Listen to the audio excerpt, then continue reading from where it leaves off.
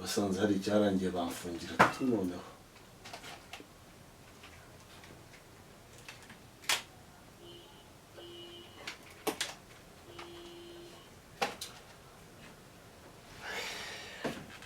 Mwiriwe.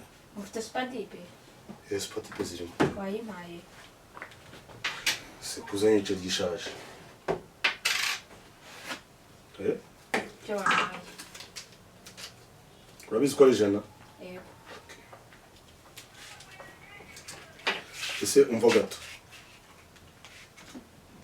Gira hino nta kibazo. Amakuru yawe? Meza. Se mukuru wawe ameze neza? Ameze neza. Ko ntamuheruka aze kumberukana ubushize mbona umuntu aguherekeje umwami igihe. Twe tugiye gusura abantu. None se reka mubaze wenda nubwo uri umwana. Ejo bundi mukuru wawe yaje. Atwara umuceri, atwara ibirayi, amanuza akabido k'amavuta hamwe abura kugereza amafaranga. Yego. Bigeze n'uyu mwanya amafaranga atarayamba. Kubera icyo abantu wanyu mwokamwe n'ibintu byo kwambura. Ntabwo mbizi. Ntabwo nta mafaranga arabona.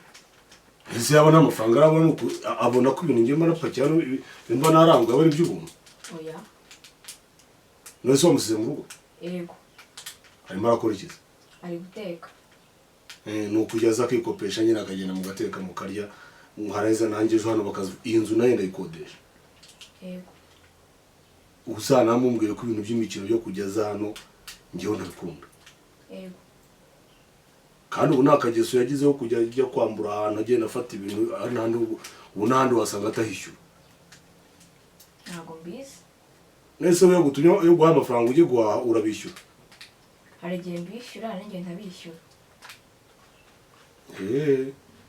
Nawe ubwo ukagesura gakuranye. Oya. None se kujya guha amafaranga ugenda uhahe wareze nawe ntiwishyure. Nyine mbabwira uko nanjye yabwiye. Aravuga ngo ugenda wikopesha. Kwanza uretse gato. Reka nze tujyane iwanyu none ngiye umwirebere. Ejo n'ejo ubundi atazagira ngo